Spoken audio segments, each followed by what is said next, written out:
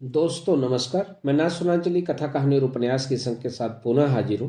दोस्तों, इस समय हम लोग सुन रहे हैं एक बेबाक और आत्महंता आत्मकथा अपनी खबर, जिसके लेखक हैं पांडे बेचन शर्मा उग्र। दोस्तों, मैं अब तक आत्मकथा अपनी खबर के 3 भागों का वाचन अपने वाचन के पिछले क्रम में कर चुका हूँ। आज लीजिए सुनिए आत्मकथा अपनी खबर के चौथे भाग धरती और धान का वाचन मेरे अर्थात ना सोनांचली के स्वर में। अरे बेचन, न जाने कौन आया है। उर्द जी पुकार रहा था। ये शब्द मेरी दिवंगता जननी काशी में जन्मी जयकली के हैं, जिन्हें मैं आई पुकारा करता था। यूपी में माता या माई को आई शायद ही कोई कहता हो। महाराष्ट्र में तो घर घर में माता को आई ही संबोधित किया जाता है। कैसे मैंने माई को आई माना, आज भी विवरण देना मुमकिन नहीं। लेकिन बंबई जाने पर जब लक्ष्य लक्ष्य महाराष्ट्रियों के मुंह से आई सुना तो मेरे आंतरिक हर्ष की सीमा न रही। जो हो, मैं यह कहना चाहता था कि मेरी जननी इस कदर अनपढ़ थी कि जो सार्थकता उन्हें उर्द जी में मिलती थी वह उग्र जी में नहीं, बिल्कुल नहीं। उनसे जब मैंने अपने जन्म के समय के बारे में पूछा तो उन्होंने बतलाया कि पौष शुक्ल अष्टमी की रात में जब तुम्हारे पिता बिहारी साहू के मंदिर से पूजा करके लौटे थे तब तुम पैदा हो चुके थे। दूसरा पता उन्होंने यह दिया कि तुम्हारी 12वीं के दिन माता दयाल का जन्म हुआ था। यह माता दयाल मेरे भतीजे थे। पिता दिवंगत बैजनाथ पांडे चुनार के खासे धनिक वणिक बिहारी साहू के राम मंदिर में वैतनिक पुजारी थे। वेतन था 5 रुपये माहवार। साथ ही चुनार में जजमानी वृत्ति भी पर्याप्त थी। उन्हीं में एक जजमान बहुत बड़ा जमींदार था, जिसके मरने के बाद उसके दोनों पुत्रों में संपत्ति के लिए घोर अदालती संघर्ष हुआ।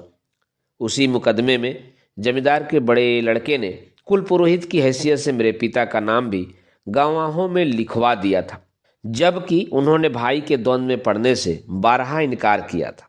नए जमींदार ने मेरे पिता को प्रलोभन भी प्राप्त दिए, लेकिन वह भद्रभाव से अस्वीकार ही करते रहे कि समन आ गया। लाचार अदालत में हाजिर तो वह हुए, पर पुकार होते ही उन्होंने कोर्ट से साफ साफ कह दिया कि उन्हें माफ़ करे कोर्ट। उनकी गवाही उस पार्टी के विरुद्ध पड़ सकती है जिसने गवाह बनाकर उन्हें अदालत के सामने पेश कराया है। तब तो आपकी गवाही जरूर होनी चाहिए। अदालत ने आग्रह किया और गवाही हुई। कहते हैं उसी गवाही पर कोर्ट का सारा फैसला आधारित था।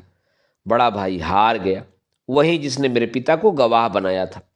जीत छोटे भाई की हुई। इस सब में पिता के पल्ले सिवा सत्य के और कुछ भी नहीं पड़ा। घर की बुढ़िया इसके लिए बैजनाथ पांडे को बराबर गर्व से कोसती रही कि उसने जरा भी टेढ़ी मेढ़ी बात न कर खरे सच के पीछे एक अच्छी जमींदारी हाथ से खो दी। चुनार में बैजनाथ पांडे की जजमानी थोड़ी ही थी। निकटस्थ जलालपुर माफी गांव में जमीन भी चंद बीघे ही थी, जो और कुछ नहीं तो साल का खाने भर का अनाज और पशुओं के लिए भूसा पर्याप्त दे सकती थी। बस इतने में ही बैजनाथ पांडे अपने कुनबे का खर्च अपने दायरे में मजे से चला लेते थे। यहाँ तक मजे में कि सारी जिंदगी बिहारी साहू के मंदिर में वेतन भोगी पुजारी रहे, पर वेतन लिया कभी नहीं और मर भी गए। बैजनाथ पांडे संस्कृत के साधारण जानकार, जजमानी विद्या निपुण, साथ ही गीता के परम भक्त, शैव परिवार में पैदा होकर भी वैष्णव प्रभाव भाव संपन्न थे। कहते हैं बैजनाथ पांडे सम्यक चरित्रवान, सुदर्शन और सत्यवादी थे। कहते हैं वह 40 वर्ष की उम्र में बैकुंठ बिहारी के प्यारे हो गए थे। कहते हैं इतनी ही उम्र में वह 12 बच्चों के जनक बन चुके थे। मेरे कहने का मतलब यह है कि बैजनाथ पांडे अच्छे तो थे बहुत, लेकिन अनबैलेंस्ड भी कम न थे। सो उन्हें क्षय रोग हुआ, जिससे असमय में ही उनके जीवन स्रोत का क्षय हो गया। कहते हैं क्षय में बकरे की सन्निकटता, बकरी का दूध, उसी के मांस का स्वरस बहुत लाभदायक होते हैं। हमारा परिवार शाक्त, हम छिप कर मांसादि ग्रहण करने वाले, फिर भी बैजनाथ पांडे ने प्राणों के लिए अवैष्णवी उपाय अपनाना अस्वीकृत कर दिया। अपने पिता की एक झलक मात्र मेरी आंखों में है। मंदिर से आकर ब्राह्मण वेश में किसी ने मेरे मुंह में एक आचमनी गंगा जल डाल दिया, जिसमें बतासे घुले थे। मैं माँ की गोद में था। उन्होंने बतलाया, चरणामृत है बेटे, कितना मीठा। मैंने अपने पिता को बुरी तरह बीमार देखा। घर में चारों ओर निराशा, पिता का मरना, आई का पछाड़ खा खा कर रोना मुझे मजे में याद है। यद्यपि तब मैं बहुत छोटा, रुगीला, बेदम जैसा बालक था। जब मेरे पिता का देहांत हुआ मैं महज 2 साल और 6 महीने का था। यानी मैंने जब जरा ही आंखें खोलकर दुनिया को देखा तो मेरा कोई सरपरस्त नहीं, प्रायः जन्मजात अनाथ, ऐसा जिस पर किसी का भी वरदस्त नहीं रहा। पिता, भाई बहन मिलाकर हम 4 जने भाभी और माता को अनाथ कर दिवंगत हुए थे। बड़ी बहन ब्याहता थी, फिर भी घर में खाने को थे आधा दर्जन मुख और कमाने वाला हाथ एक भी नहीं था। खेती बाड़ी इतनी ही थी कि करता ही उसमें जीवन यापन कर सकता था। इधर मेरे दोनों भाई रामलीला करने में आमादा थे। काली काल विकराल आ रहा था, भागा भागा। सनातन धर्म, कर्मकांड, वर्ण व्यवस्था, सारे का सारा मंडल जा रहा था, भागा भागा।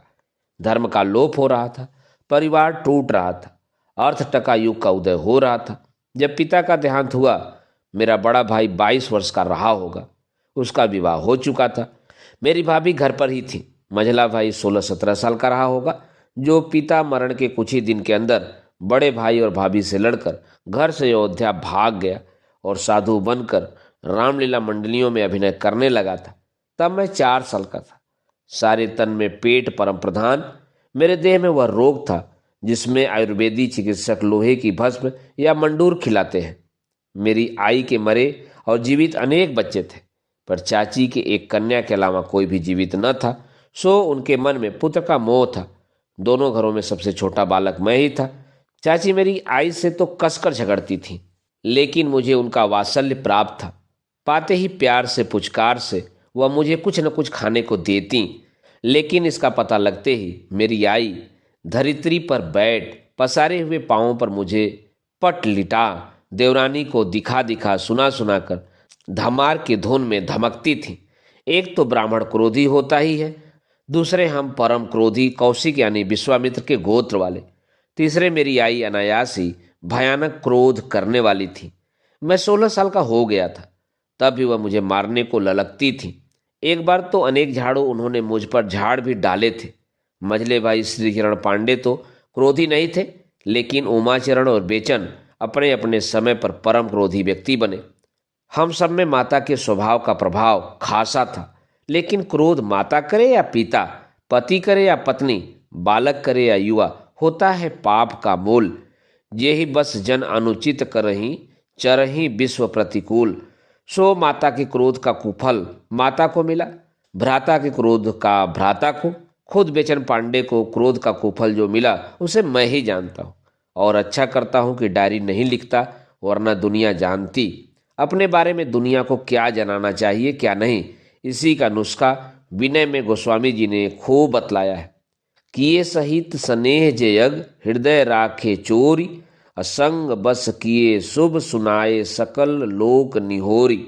यानी परम प्रेम पूर्वक किए हुए प्रचंड पापों को तो हृदय की अंध कोठरी में छिपा रखना, लेकिन किसी दूसरे के संग में होने के कारण भी कोई भला काम बन पड़ा हो तो उसका ढोल मूसलों पीटना। 400 वर्ष पूर्व ही जैसा महाकवि ने 20वीं सदी का उत्तर का खाका खींच कर रख दिया हो। मेरी आई परम क्रोधिनी थी, साथ ही परम भोली। जब भी उन्होंने किसी बेटे को रुपया भुनाने को दिया होगा, बेटे ने 15.5 आने ही लौटाए होंगे। इस पर दूसरे बेटे ने कहा होगा, माँ बड़े ने पैसे गलत तो नहीं गिने, ला तो फिर से गिन दो। और फिर से गिनने में वह 15.5 आने की जगह 15 आने की 16 बतला माँ को दे देता था और वह रख लेती।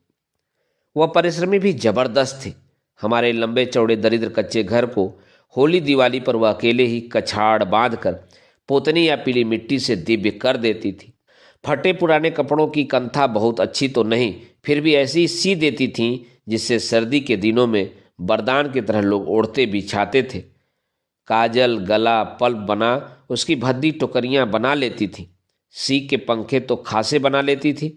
ब्याह गौना कथा वगैरह में सामयिक गीत गाने वालियों में वह आगे ही रहना चाहती थी। मेरा भाई जब प्रदेश होता और घर में भूनी भांग भी न होती, तब आई मुहल्ले टोले से मन आधा मन गेहूं ले आती। एक निहायत करुण गीत गाती गाती मेरी तरुणी भाभी के साथ उसे पीसती। तब कुछ पैसे मिलते, तब हमारे घर चूल्हा चेतता, मुंह निवाले लगते। मैं खुश हो चहकने लगता और आई कहावत सुनाकर खुश हो जाती, पेट में पड़ा चारा तो नाचे लगा बेचारा। दोस्तों अभी आप सुन रहे थे एक बेबाक और आत्महंता आत्मकथा अपनी खबर के चौथे अध्याय धरती और धान का वाचन मेरे अर्थात ना सोनांचली के स्वर में। आत्मकथा अपनी खबर के आगे के कड़ियों का वाचन आप मेरे वाचन के अगले क्रम में सुन सकते हैं। तो जुड़े रहिए कथा कहानी और उपन्यास के साथ और सुनते रहिए। धन्यवाद। नमस्कार।